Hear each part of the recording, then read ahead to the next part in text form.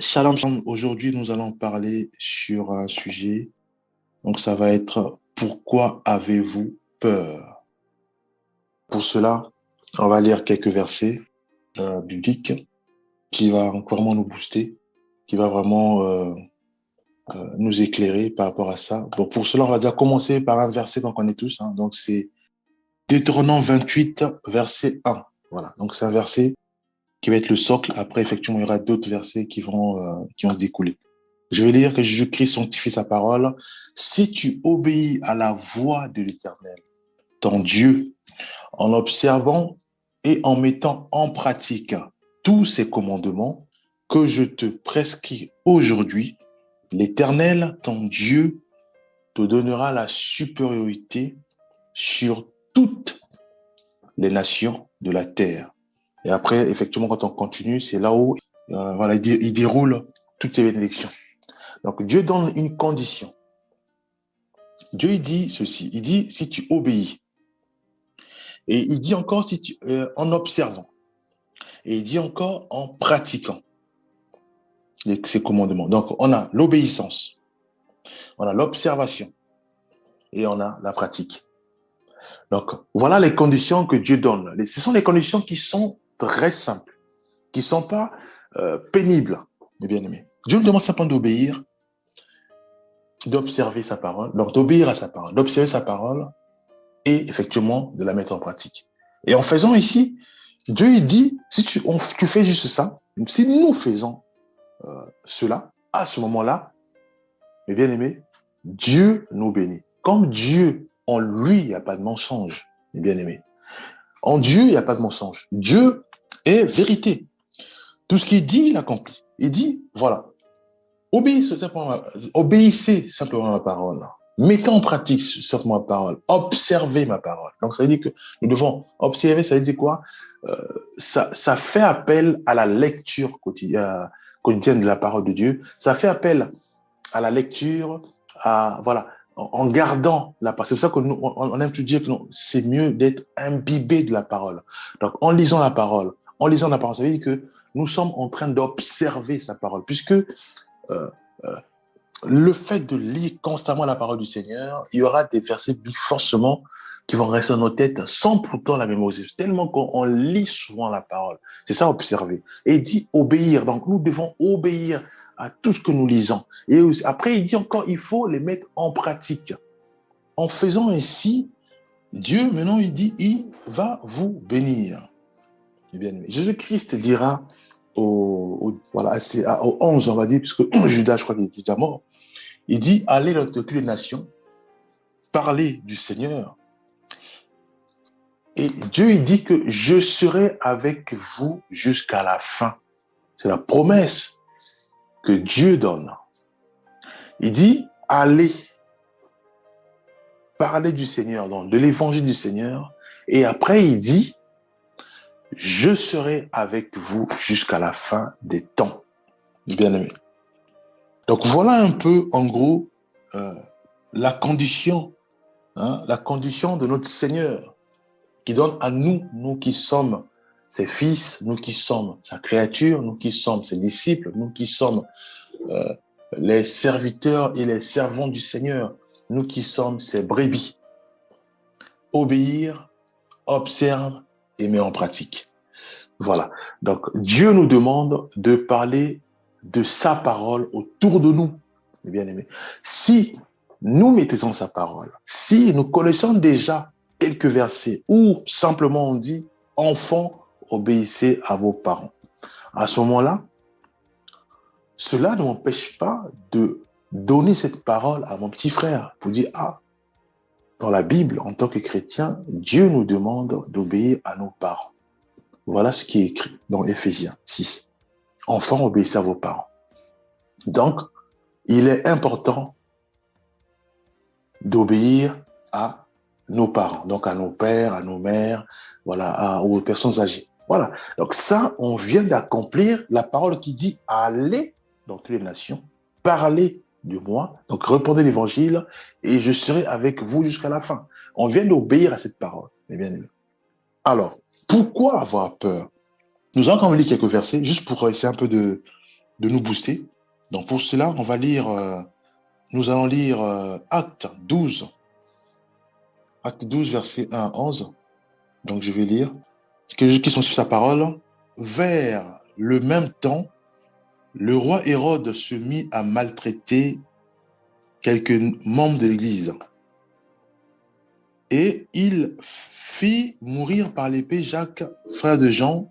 Voyant que cela était agréable aux Juifs, il fit encore arrêter Pierre. C'était pendant les jours de pain sans levain. Après l'avoir saisi et jeté en prison, il le mit sous la garde de 4 escouades, de 4 soldats, chacune avec l'intention de le faire comparaître devant le peuple après la Pâque. Pierre donc était gardé dans la prison et l'Église ne cessait d'adresser pour lui des prières à Dieu. La nuit qui précéda le jour où Hérode allait le faire comparaître, Pierre, lié de 2 chaînes, dormait entre les 2 soldats et des sentinelles devant la porte gardaient la prison. Et voici un ange du Seigneur survint et une lumière brilla dans la prison. L'ange réveilla Pierre en le frappant au côté et en disant « Lève-toi ». Promptement, les chaînes tombèrent de ses mains et l'ange lui dit « Mets ta ceinture et tes sandales ». Et il fit ainsi. L'ange lui dit encore « Enveloppe-toi de ton manteau et suis-moi ». Pierre sortit et le suivit en ne sachant pas que ce qui se faisait par l'ange fut réel, s'imaginant avoir une vision. Lorsqu'ils eurent passé la première garde, puis la seconde, ils arrivèrent à la porte de fer qui mène à la ville et qui s'ouvrirent d'elle-même.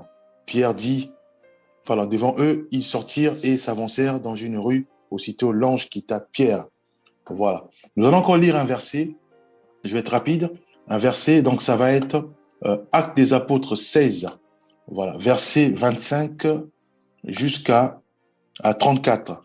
Je vais être rapide aussi.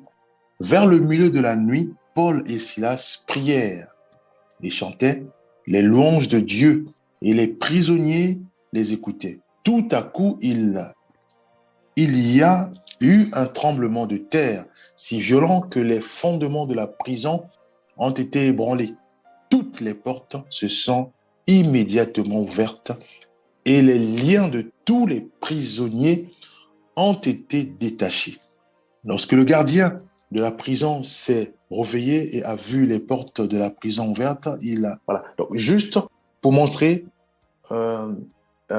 les conséquences d'obéir à la parole du Seigneur, d'observer la parole du Seigneur et de mettre cela en pratique. Dieu est toujours avec nous. Dieu nous guide. Dieu nous protège. Dieu protège tous ceux et celles qui obéissent à sa parole, qui observent sa parole et qui mettent cela en pratique. Voilà. Dieu dépêche les anges pour protéger tous ceux et celles qui travaillent pour lui, tous ceux et celles qui obéissent à sa parole, qui parlent de lui dans les nations. Il y a des bien-aimés, parfois, ils sont au pays musulman, on va dire, des pays compliqués, où ils ont peur de parler du Seigneur. Ils disent, voilà, j'ai vu pas mal des images, un peu comme on a lu tout à l'heure, de gens qu'on avait tués par Hérode. Alors on a vu pas mal des images où on exécute les chrétiens. Donc j'ai peur de parler du Seigneur, mes bien-aimés. Dieu, il permet toutes choses. Mais si c'est toi que Dieu a choisi pour répandre la parole du Seigneur en Chine, mes bien-aimés, que les autorités s'élèvent ou qu'il y ait des oppositions, Dieu accomplira cette mission à travers toi. Donc, il est très important, bien mes frères et sœurs, que nous puissions réaliser que si c'est Dieu qui nous appelle pour annoncer la parole du Seigneur en Inde, la parole du Seigneur en Chine, la parole du Seigneur dans les Corées du Nord comme Corée du Sud, la parole du Seigneur dans les pays qui sont difficiles, où on persécute les chrétiens. Si c'est Dieu qui nous appelle pour parler du Seigneur dans ces nations-là, mes bien-aimés, n'ayons pas peur. Nous devons nous relever et dire que Assurément, le Seigneur est avec moi. Assurément, dans les prisons, l'ange, Dieu dépêchera toujours les anges pour nous protéger, pour nous garder. Nous, ce qu'on doit faire, c'est simplement d'ouvrir notre bouche. L'Esprit Saint de Dieu va commencer à nous mettre les paroles et la parole va sortir. Cette parole touchera les cœurs des Indiens, touchera les Chinois, touchera les Hindous, touchera les Bangladais, touchera les Indies, touchera tous ceux et celles qui ne connaissent pas le Seigneur, afin que la puissante lumière du Seigneur les inonde et les ramène à Christ. Mes bien-aimés, nous allons lire quelques versets pour nous booster. Et pour cela, mes bien-aimés, nous allons prendre Actes 5, verset 19. Donc, je vais lire, mes bien-aimés, Actes 5, verset 19. Que Jésus-Christ sanctifie sa parole. Mais un ange du Seigneur ayant... On va prendre à partir du verset... on va prendre à partir du verset 12. Beaucoup de miracles et des prodiges se faisaient au milieu du peuple par les mains des apôtres. Ils se tenaient tous ensemble au portique de Salomon. Et chacun des autres n'osait se joindre à eux, mais le peuple les louait hautement. Le nombre de ceux qui croyaient au Seigneur, hommes et femmes, s'augmentait de plus en plus. 15. En sorte qu'on apportait les malades dans les rues et qu'on les plaçait sur des lits et des couchettes, afin que, lorsque Pierre passerait, son nombre au moins couvrit quelques-uns d'eux. La multitude accourait aussi des villes voisines à Jérusalem, amenant des malades et des gens tourmentés par des esprits impurs. Et tout était guéri. 17. Cependant, le souverain sacrificateur et tous ceux qui étaient avec lui, savoir le parti des Sadducéens, se levèrent, remplis de jalousie, mirent les mains sur les apôtres et les jetèrent dans la prison publique.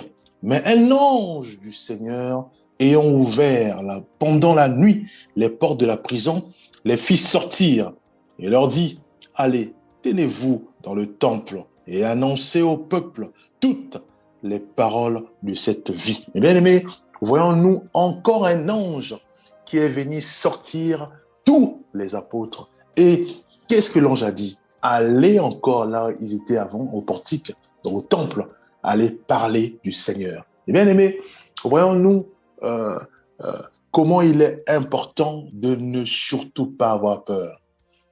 La peur, mes bien-aimés,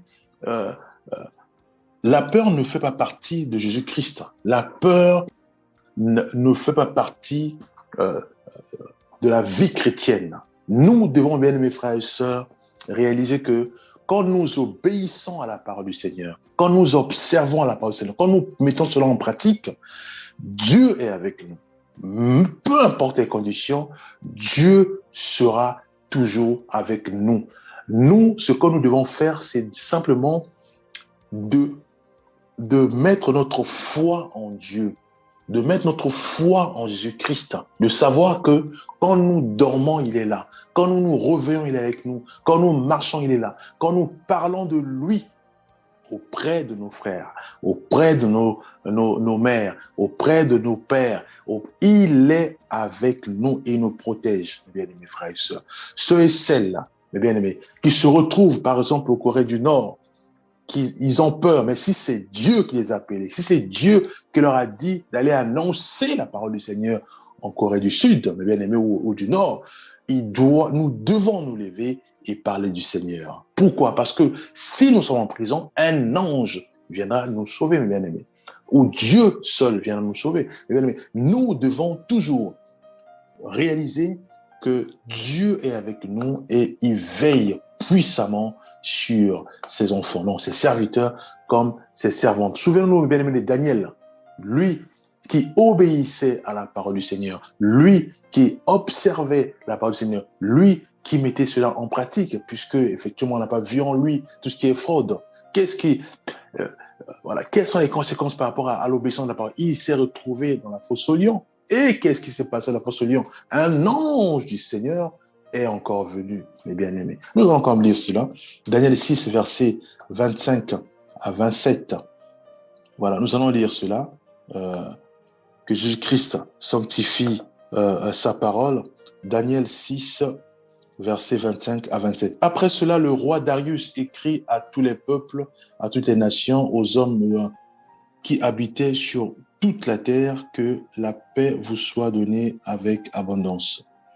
J'ordonne que dans toute l'étendue de mon royaume, on ait de la crainte et de la frayeur pour le Dieu de Daniel, car il est le Dieu vivant et il subsiste éternellement. Son royaume ne sera jamais détruit et sa domination durera jusqu'à la fin.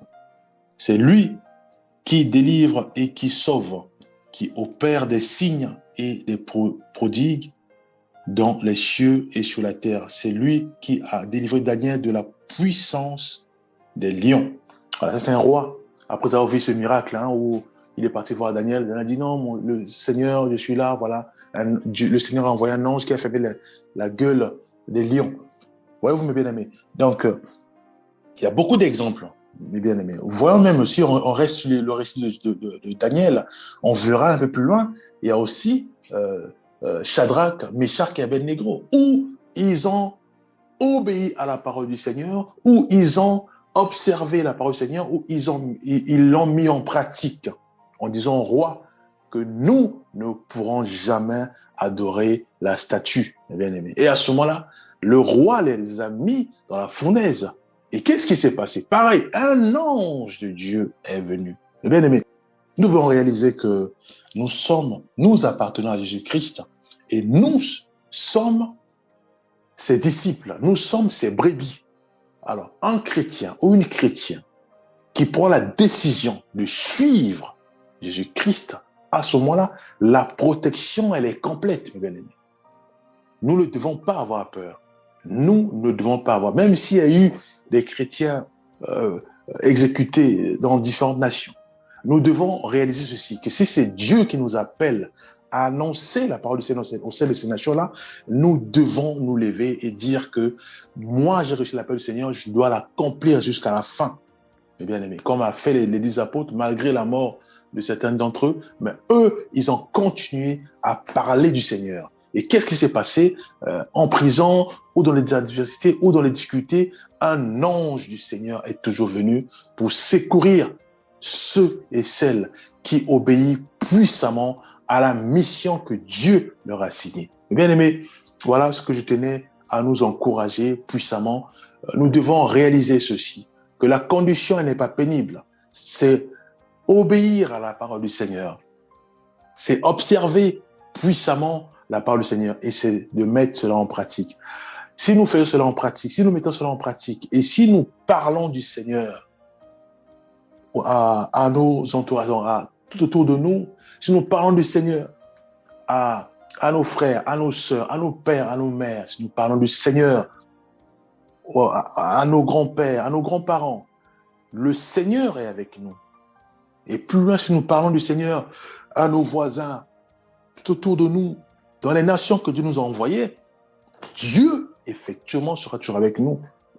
Que ce soit, même si le pays est difficile, même si le pays dévore les chrétiens, mais Dieu sera toujours avec ceux et celles qui a confié une mission. Dieu sera toujours dans la vie de tous ses enfants qu'il a orientés, mes bien-aimés. Un ange sera toujours là pour nous sortir miraculeusement dans les prisons, dans les conditions difficiles, dans les problèmes difficiles, mes bien-aimés. Dieu sera toujours avec nous. Voilà ce que je tenais à partager.